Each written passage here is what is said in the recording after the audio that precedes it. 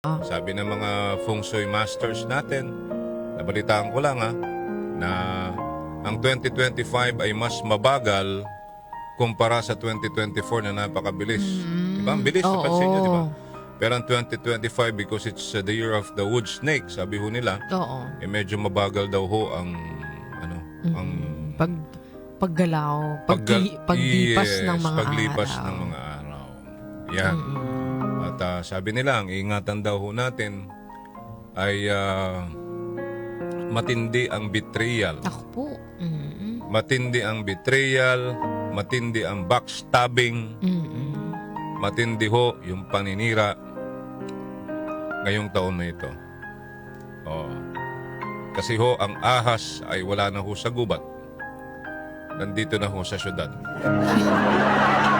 Hindi, pero kidding aside, yun ang sinasabi nila na matindi ho ang arguments, backstabbing, betrayal, hindi lang ho sa bahay, pati ho sa ating trabaho. Kaya dapat ipag-ingatan natin, Darlene. Pero ganun pa man ho, sana inuuna natin pa rin ang Panginoon for the year 2025, mga kaibigan. At ang gagawin po natin is seek first the kingdom of God and His righteousness, and all these things will be added to you. Dapat ganun tayo, partner. Kasi yan po ang sekreto kung paano tayo pagpalain ng Panginoong Diyos, mga kaibigan. Ano hong sekreto? Ang sekretong malupit ay seek first the kingdom of God and His righteousness, and all things shall be added to you. And the kingdom of God refers to God's reign on earth and in our hearts. It's all about obedience, mga kaibigan, to God's rule and His kingship. Marami yung nagsasabi that seeking first the kingdom of God means prioritizing love over survival, mga kaibigan. At sana nga ang taong ito ay punong-puno ng pagmamahal. Although alam ho natin na mahirap mangyari, pero isa po sana yan sa ating panalangin sa Diyos na ang taong ito ay sana mamayani ang pagmamahal, ang pagpapatawad, ang pagbibigayan, mga kaibigan, ang pakikipagkapwa-tao. Diba? Hindi lang ho yung pang sarili ho natin. Diba? Kasi sabi nga ho, dapat number 1 ang spiritual ngayon, partner. Importante ho yan. Number 1 ang pang-spiritual na pamumuhay ngayon. Kasi sabi ko nga po, if we seek first the kingdom of God, lahat ng kahilingan ninyo, wishes ninyo for this year 2025 ay sigurado hong mangyayari. Kung hindi man ho nangyari, we have to wait. Kailangan natin maghintay. Okay?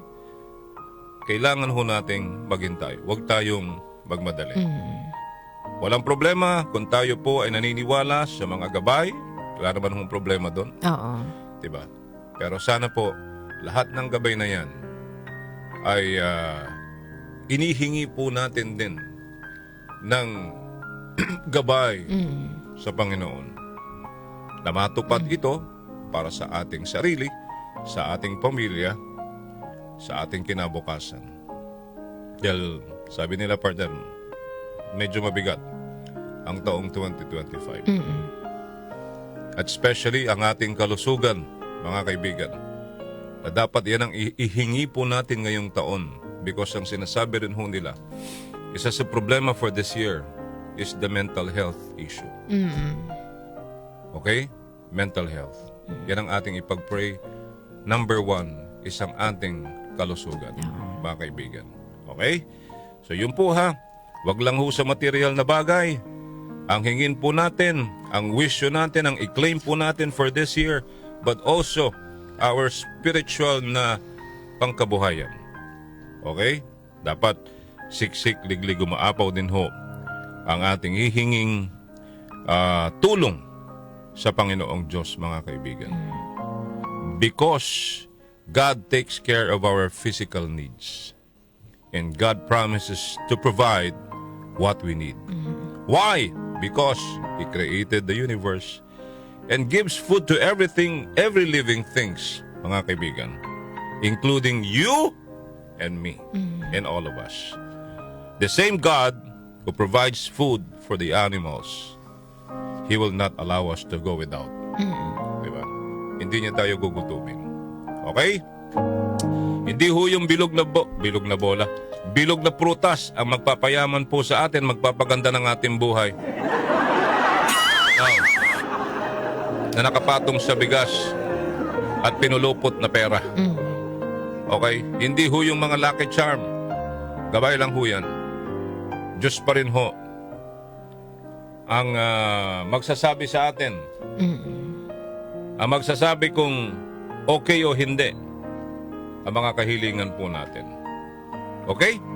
Sige. Maraming salamat po at welcome once again to the first edition ng Opinion Mo, Opinion Ko for the year 2025.